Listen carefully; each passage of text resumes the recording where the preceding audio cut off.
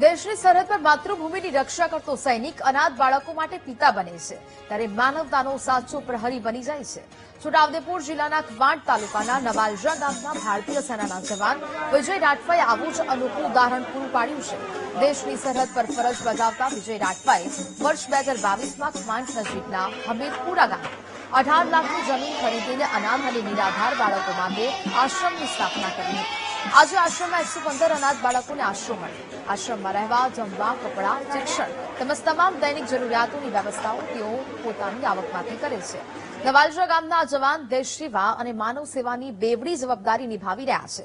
એક તરફ સરહદ પર દુશ્મનોનો સામનો કરે છે, જ્યારે બીજી તરફ અનાથ બાળકોના ઉજ્જવળ ભવિષ્યનું કિરણ બની રહ્યા છે। એમનો વિચાર હતો કે આપણા વિસ્તાર કે કોઈ બી વિસ્તારના મા બાપ વગરના બાળકો છે તો મારે એમને શિક્ષણ આપવું છે। જે બાળકને ભણવું છે પણ એમના માતા પિતા નહીં કે એના ભલે દાદા કોઈ કુટુંબી હોય પણ એમને ભણાવી શકતા નહીં, તો આવા બાળકોને હું એક આવું અનાથ આશ્રમ ઊભું કરું જમીન રાખીને અને એમને પોતાના પગ પર ઊભા કરું એમનો વિચાર હતો, તો હું એમને પૂરો સપોર્ટ કર્યો।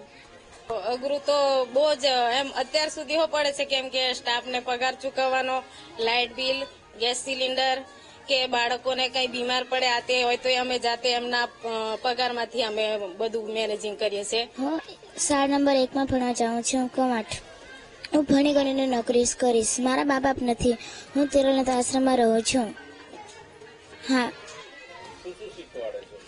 કોમ્પ્યુટર, સીવણ ક્લાસ બધું શીખવાડે છે।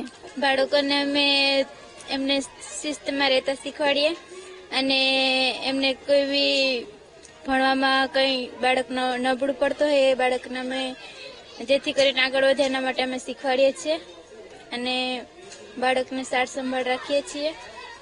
થોડી તકલીફ પડે પણ મેનેજ કરીએ છીએ બાળકોને। હમણાં હાલ 115 બાળકો અહીં રહીને શાળા નંબર 1 અને ઇંગ્લિશ હાઈસ્કૂલમાં અભ્યાસ કરે છે। એટલે સવારથી એમના ઉઠવાનું, પછી નાસ્તાનું અને નાહવા ધોવાની બધી કાળજી અમે લઈએ છીએ અને સ્કૂલે મૂકવા જઈએ અને સમયસર પછી લેવા જઈએ અને ત્યાર પછી અહીં આવીને જે કોઈ બાળક, અહીં એવા બી બાળક ઘણા છે જે 2 થી 3 વર્ષ એમની ગેપ પડી ગઈ હોય, તેમને એક્સ્ટ્રા ક્લાસની જરૂર પડે, એના માટે અમે અલગથી ટ્યુશન કરાવીએ છીએ। અમે જોયું કે અહીંયા સેવાની બહુ જરૂર છે, એટલે અમારો વિષય છે પ્લમ્બિંગ, એટલે અમે લોકો આયા પ્લમ્બિંગ માટે। અહીં જોયું કે વિજયબેન બહુ જરૂર છે, અહીંયા વિસ્તાર એટલો દૂર છે કે કોઈ આવી શકે એવું નહોતું, એટલે અમે પહેલી વાર પ્લમ્બિંગ કરવા આવ્યા, જોયું કે અહીં બહુ જરૂર છે, એટલે અમે માલ સામાન સાથે પહેલી વાર અહીંયા કર્યું પ્લમ્બિંગ।